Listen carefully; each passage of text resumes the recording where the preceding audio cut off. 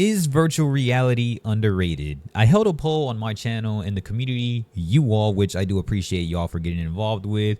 We're really going down and answering these questions and commenting and doing everything. Now, there's a lot of things to really assess when you're talking about virtual reality actually being underrated, right? Because one, we're looking at it as if it's the future. One, we're looking at it at a current state. And one, we're looking at it like how the growth has been happening. If you look at charts, growth of VR has been doing exceptionally well. If you look at sales, VR has done exceptionally well, especially post-pandemic. You're really getting into that. And so with VR, what I think is that it doesn't have any type of an identity crisis right now. I did make a whole nother video on my other channel talking the futuristic essentials of virtual reality, which a lot of that really did entail definitely why VR is kind of oddly underrated. And so this is more of an extension of that conversation, because we were talking more in the future tense as to why VR is still treated more like a side chick versus actually being the primary gaming system, despite how many people really want VR to be the future, or at least now. We would think that we're stepping into the future, but it just depends on what you think the future is, right? If you're somebody who was born in the 80s and 90s, yeah, we're definitely in a huge growth of the future. Looking forward that you know, from AI onward, despite on how many things there is to really look into. But some of the highest things you're looking into when it comes to the realms of the future, it's the XR platforms and definitely AI, augmented reality, virtual reality, mixed reality. Then you're also looking at just, of course, AI. And AI is something like ChatGPT right now, which is correlating to, you know, even Google being search results and everything that are now AI, Meta AI, then even on your phone, Siri to an extent now is getting a little bit more polished within the AI spectrums. So all of that really can define a future. Now, when we look at in virtual reality, it's something that I feel, one, I know augmented reality is going to be huge at some extent. Now, Apple Vision Pro is not really mainstreaming it the way we would. And then PlayStation VR 2 is somebody that is mainstreaming more of the gaming aspect, but not really, because they don't really care about making it the main platform. Because at the end of the day, you still need a PlayStation in order to do any types of PlayStation VR. So now that kind of really opts out of the whole quote unquote, is it the primary? Is it, you know, underrated or anything like that? So let's really tap into why it is underrated. In my opinion, virtual reality is definitely underrated to the extent of how much of it is a niche. Again, rolling back to what I just said in terms of sales and all of that, it's, you would think that VR would be a lot bigger, but if you really go into the spectrum of everything, virtual reality, one, super underrated. Two, it is a super niche market. It is very tough to get into. It's hard to really make tons of living off of just being a VR creator. It's one of the hardest things. I, for one, know I was a primary just VR creator, but it is so tough. You see VR creators usually tap into more other things. I, for one, am just variety now, but before I was essentially just focused on VR, especially on the Quest 2 growth from like V5 all the way to now, which is like what, like V70 almost. And from all that time, I saw substantial growth, but then in recent times, it started to stagnate a little bit. But it is such a niche market that it absolutely is underrated. Another argument could be is that VR is underrated due to the fact that a lot of it is just what people are expecting right now overnight is Ready Player One, or I'm not involved with it, right? When you watch the movie Ready Player One, if you haven't, I won't definitely give any spoilers, but if you watch Ready Player One, you understand like, oh damn, like this is badass, you know? I mean, there's still like a whole treadmill effect and everything, but the hindsight is actually very true as to what goes on today in platforms like VR Chat or Rec Room, or there's anything that has like social aspects to the game, or like hubs, or definitely just any type of lobbies or open lobbies, you know what I mean? Roblox, even VR. And a lot of it is you go in as this avatar, you can make the avatar whatever you want, and you can kind of go vibe out other people. You have to be safe when you go into these types of platforms today, and that's kind of the same way how Ready Player One is, right? There's a lot of weird fishy stuff that goes on, but then there's also a lot of great things that go on from trying to enhance yourself in a video game platform that has it more as a social contribution, but also leveling up your person, your avatar, just as you are in life. You try to level up your life. You go to work, you go to school, you try to work out, you eat healthier. Whatever that may be in your platform or your story, that's how it usually goes. You just create your life all over again and you make it how you would want.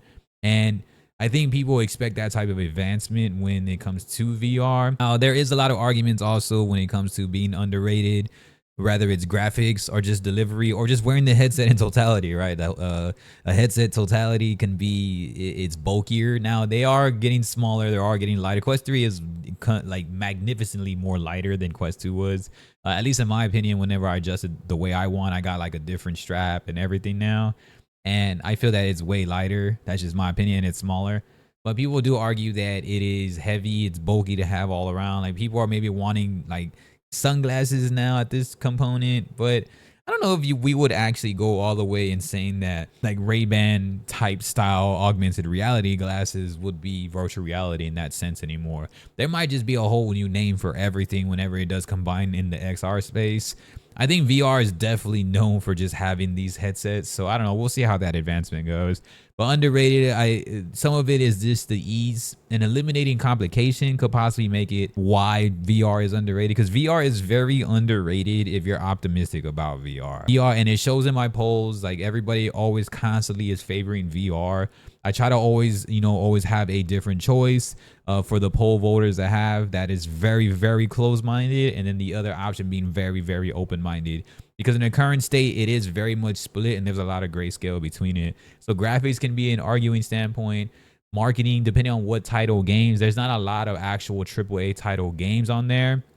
And then that also goes back to devs and creators that are not wanting to invest. Xbox clearly said that they did not want to be really involving themselves in virtual reality due to the fact that they feel it's too early and there's not enough of a profit gain and net gain out of these VR headsets or just being in the VR world in totality. Assassin's Creed was one of those also that said after this, they definitely don't want to do anything with VR in the near future. And that is huge when somebody like, Ubisoft is making these games and helping out and partnering and endorsing Meta and VR headsets. Just for them to be like, we did one. I think that it did not match what we wanted. Therefore, moving forward, we won't be trying to release VR things. And a lot of people don't talk about that Assassin's Creed story, which is huge in that aspect of everything. So that's one. And then Xbox saying that they don't want to endorse in VR. Those are two major people that are like, nah, we're good, especially running gaming today. Assassin's Creed has a new game coming out pretty soon. The Xbox is going ballistic trying to buy like Steam. They have all this new Game Pass stuff. They have the Activision Blizzard. They have like their Game Pass has been like up and down, and they're getting new titles a lot of day one. So they are really becoming the Netflix, Amazon, video Prime type aspect of gaming, where you're not necessarily owning things, you're just streaming everything, downloading it for the aspect, and then you kind of just give it back and it goes back in a cycle of a library. So for them to be like, nah, I don't really endorse in VR right now, that's a huge thing as to why I think VR does go underrated. Then there's another component with PlayStation. PlayStation would be the last biggest company aside from Apple. Again, Apple completely denied, I don't want VR. So I was like, okay, cool. And then now you have Sony, who endorses in VR, but as I did contribute earlier, that you only could do PlayStation VR if you actually have a PlayStation on deck. So that makes it already hard for people to have to do. You have to buy it separate, and that's a lot of money to buy separately, because with that money, now you're looking into a more of a budget PC VR setup with maybe a Quest 2. You can get a Quest 2 used in like a budget pre-built PC that would cost less than a PlayStation VR 2, and you'd get more freedom and flexibility off of it while still maintaining kind of the graphic fidelity that a Quest 2 would give you anyway. Again, this is the grayscale moments of virtual reality, why it is underrated. And then one last thing I'd like to say is the simplicity factor, which I did touch base on earlier. It can be underrated because VR is something that you have to, there's anything that it's involved when it comes to streaming and creating, green screen, whatever you're trying to do to make it the cleanest possible to show to an audience.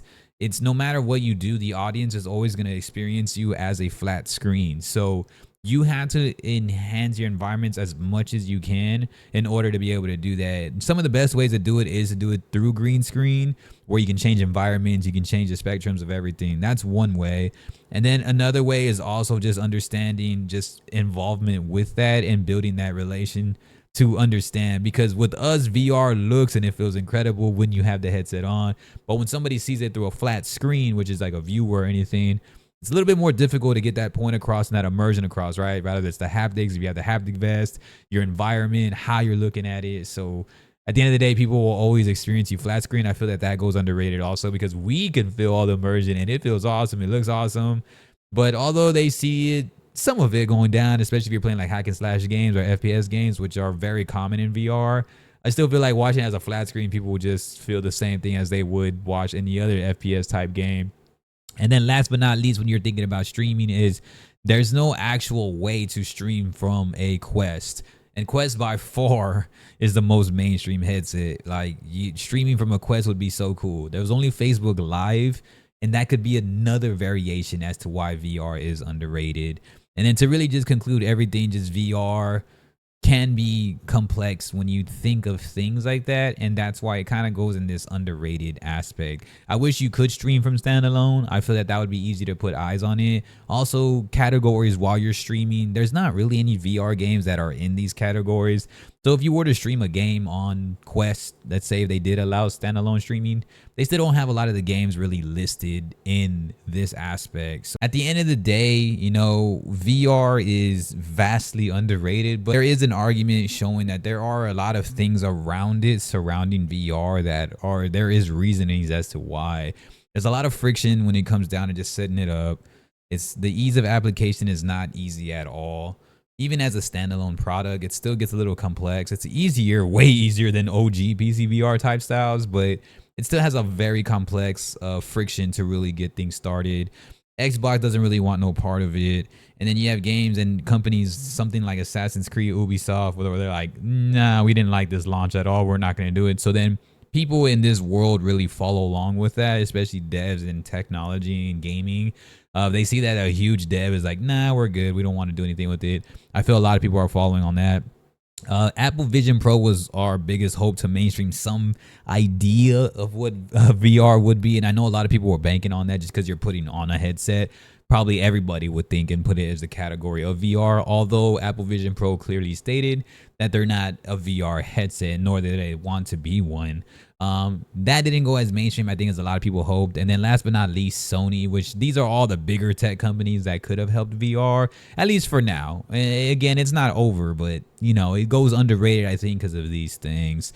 And so Sony was the last one that has the VR, but it's a side chick, and they don't prioritize VR as the main stage. At the end of the day, PlayStation is going to be what PlayStation is, at least for now, which why VR still goes underrated. It's known as a luxury item in Sony's world. It's known as this headset where you're kind of just getting an extended hybrid format of what you would be playing flat screen. But which is why I think the ease of application does go to Quest and PSVR 2. But PSVR 2 has the cleaner graphics by far because you're connected to a PlayStation. So although those being easier, they both have their ups and downs on that. Quest being easier, the graphics can be horrendous at times. If you're open-minded with that, then you'll be fine. PlayStation, you just need the PlayStation VR in order to have all that work together. If you even want easier virtual reality experiences, those are kind of the two. Everything else is just kind of a complex when you're looking at PC VR, Apple Vision Pro, Xbox not being part of it.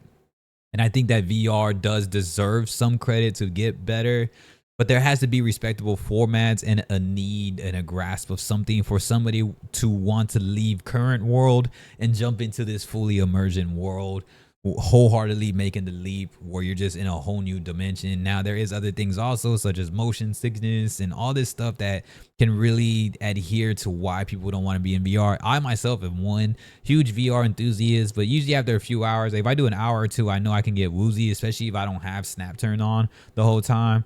So, and that's somebody who's used to VR. I'm sure a lot of other people really do get the motion sickness going, and then the fact that the technology is so early and so many different immersion products, I think it goes underrated also because they can think maybe it's more of a gimmick and just this cool exotic hardware versus the software approaches it does have, which VR does have a lot of cool software approaches at the end of the day. But in my opinion, I definitely do think to really conclude the story that VR is underrated.